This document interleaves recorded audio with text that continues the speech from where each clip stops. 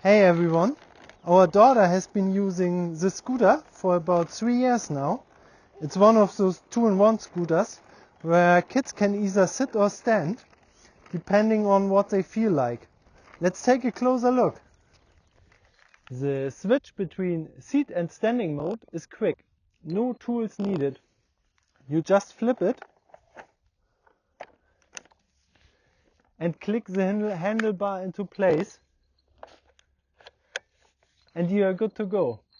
The seat height and handlebar height can also be adjusted, which helps as your kid grows.